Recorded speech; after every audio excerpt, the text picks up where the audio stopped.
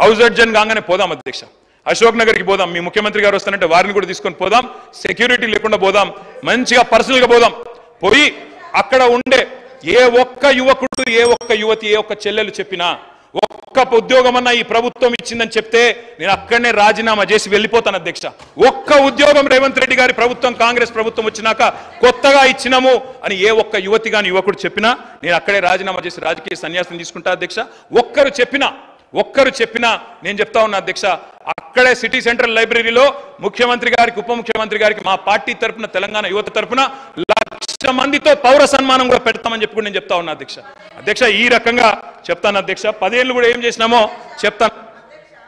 ఇంత అద్భుతంగా అసెంబ్లీని పక్కదారి పట్టిస్తున్నారంటే ఆయన వాగ్దాటితోటి 10 ఏళ్లల్లా మరి గత తెలంగాణ ఉద్యమంలో ఇంటికో ఉద్యోగం ఇస్తామని చెప్పి మోసం చేసి మీరు ఉస్మానియా యూనివర్సిటీకి 10 ఏళ్లలో పోలేని పరిస్థితి తెచ్చుకున్నది మీరు. ఆయన చెప్పే ఉద్యోగాల కథ ఎట్లున్నదంటే కోట శ్రీనివాస్ గారి యొక్క కోడి కథ. నోటిఫికేషన్లు ఇస్తే ఇచ్చుడు, ఈసారి మళ్ళీ ఓట్లు వేస్తే మళ్ళీ తర్వాత ఉద్యోగాలు ఇస్తాం, అట్లా ఆశ పెట్టుకుంటా మీరు మోసం చేసుకుంటూ వచ్చిర్రు. మరి ఆ 34,000 ఉద్యోగాలు 10 ఏళ్ళ అధికారంలో ఉండి మరి మీరు ఎందుకు ఇవ్వలేకపోయారని చెప్తున్నా. ఎందుకు ఇవ్వలేదు? ఇంకొకటి, దాదాపుగా ఈ రోజు వరకు మా నోటీస్కి వచ్చింది డబుల్ పెన్షన్స్ అంటే సర్వీస్లో ఉండి రిటైర్డ్ అవ్వడమో లేదా వాళ్ళ కుటుంబానికి వచ్చేటువంటి 20,000, 1,00,000 ఇట్లాంటి పెన్షన్స్ తీసుకునే వాళ్ళు మీ హయాంలో దాదాపుగా ఇప్పటి వరకు మాకు వచ్చినాయి 5,600 లిస్టు. లక్ష్మమ్మ గారు కూడా 24,000 పెన్షన్ తీసుకుంటుంది సార్. సరే, లోకల్ అధికారులు రికవరీ చేసినట్టుంది, అది మా నోటీస్కి రాలేదు. ఆమె 24,000 పెన్షన్ తీసుకుంటుంది, ఇటు 2,000 పెన్షన్ కూడా తీసుకుంటుంది. ఇంకొకటి, వారు చెప్పారు ఉద్యోగులకు 2 పెన్షన్లు ఇస్తామని చెప్పారని. ఎస్, మీ ప్రభుత్వంలో రాగానే ఆశా వర్కర్లు కావచ్చు, అంగన్వాడీలు కావచ్చు, బస్ డ్రైవర్ల తల్లిదండ్రులు కావచ్చు, వాళ్ళ పెన్షన్ కూడా తీసేసారు.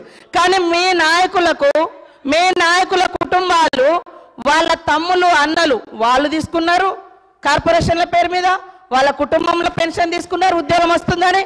కానీ వేరే చిరు ఉద్యోగుల యొక్క తల్లిదండ్రుల పెన్షన్ మాత్రం మీరు తీసేసారు సార్. కాబట్టి మీరు మాట్లాడేటప్పుడు వాస్తవాలు చూసుకోవాలి.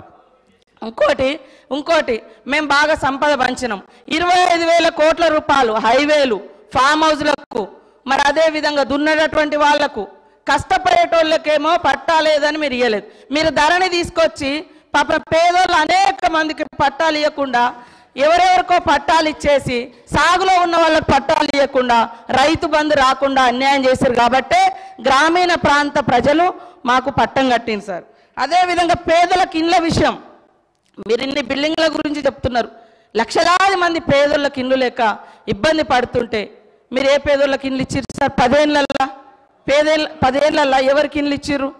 కాబట్టి మీరు ఇల్లు ఇవ్వలే, బంగ్లాలు చెప్తున్నారు ఓకే, బంగ్లాల గురించి చెప్తున్నారు ఓకే, పేదల బాధల గురించి కూడా మాట్లాడండి.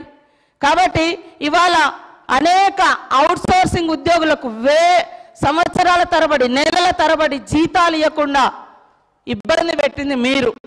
మేము నిజంగానే అనుకున్నాం సార్, మీరు రోజు ధనిక రాష్ట్రం బంగారు తెలంగాణ అంటే బయట నుంచి మేము కూడా అదే అనుకున్నాం, బంగారు తెలంగాణే ధనిక రాష్ట్రం అని. ఇవాళ మీరు ధనిక రాష్ట్రం ఇచ్చిపోతే మేమే మొత్తం అప్పులు చేసి ఇచ్చిన వాగ్దానాలు అమలు చేయనట్టుగా, మరి మీరెందుకు అమలు చేయలేదు? మేము 6 గ్యారంటీలు ఇస్తే మేము 500 గ్యాస్ సిలిండర్ అంటే మీరు 400కే ఇస్తామన్నారు. మేము 15,000 అంటే రైతు భరోసా, రైతు బంధు మీరు 16,000 అన్నారు. మరి అన్ని ఎన్నికల ముందు మీరు కూడా మేనిఫెస్టోలో పెట్టిరు. 10 ఏళ్ళ అధికారంలో ఉండి చేయలేదు, కానీ ఎలక్షన్ మేనిఫెస్టోలో మాత్రం పెట్టుకున్నారు. అంటే మీరు మోసం చేద్దామని కదా, మీకు వ్యవస్థ తెలిసి కూడా మేము బయట నుంచి మా ప్రభుత్వం ఆశతోటి నిజంగా ప్రజలకు బాగా చేయాలని మా ప్రభుత్వం ఇవన్నీ పెట్టినాం.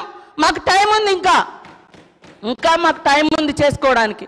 మీరు 10 ఏళ్ళలో చేయలే కదా, మీరు అన్ని పేపర్ లీకేజీలు ఇచ్చిర్రు, ఇండ్ల పేదలకు ఇండ్లు ఇవ్వలేదు. మీరు పెన్షన్ కూడా 57 సంవత్సరాలకే ఇస్తానని మీరు గతంలో 2014 నుంచి 18 వరకు అధికారంలో ఉన్నారు. 18లో మేనిఫెస్టోలో పెట్టారు. ఎప్పుడు ఇచ్చారు? 3.5 ఏళ్ళ తర్వాత పెట్టారు. అదేవిధంగా 2000 పెన్షన్ కూడా ఎప్పుడు పెంచారు? మీరు అధికారంలోకి వచ్చినాక 6 నెలల తర్వాత పెంచారు. కాబట్టి ఇవన్నీ కూడా ఉన్నాయి. మేము అనుకున్నాం నిజంగా అద్భుతంగా ధనిక రాష్ట్రం ఉంది, రైతులకు ప్రజలకు అన్ని ఇద్దామని. కానీ 6 నెలలు సాధ్యం కాలేదు. కొన్ని మీరు రైతు రుణమాఫీ అని చెప్పి 8-10 ఏళ్ళు చేసిరు, అనేక విడతలుగా చేసిరు. మేము ఒక్కొక్కటి చేస్తున్నాం, ప్రజలు సంతృప్తిగా ఉన్నారు. కానీ బాధంతా మీకే కనబడుతుంది, 3 నెలల ఎలక్షన్ కోడ్కే పోయింది సార్, అది కూడా తెలుసు. కానీ పదే ఇవ్వలేదు. ఇవ్వకుండా మాకు ప్రజలు బుద్ధి చెప్పేటప్పుడు చెప్తారు. ఖచ్చితంగా ఇచ్చిన మాటకు మేము కట్టుబడి ఉంటాం. కొద్దిగా ఓపికతోటి ఉండండి. మీరు కూడా చాలా చేయలేదు, కానీ మేము చేస్తాం.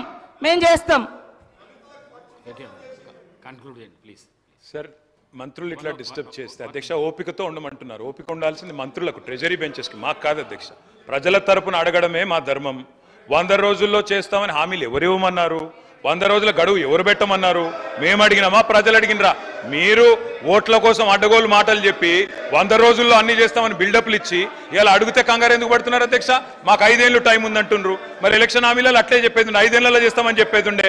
100 రోజుల్లో చేస్తామని ఎవరు చెప్పన్నారు? వారు చెప్పారు కాబట్టి చెప్తున్నా అధ్యక్ష. వారు అన్నారు ఆసరా పెన్షన్లు. అవును అధ్యక్ష, మీరు మాకు 200 రూపాయల పెన్షన్తో అప్పచెప్పిపోతే 2014లో 10 రెట్లు పెంచి 2000 చేసింది కేసీఆర్. ఆడపిల్లలకు పెళ్లిలకు మీరు ఒక్క పైసన్నది ఇయ్యలే, 1,116 ఇచ్చింది కేసీఆర్. రైతులకు మీరు ఎన్నడూ ఒక్క పైస ఇయ్యలే.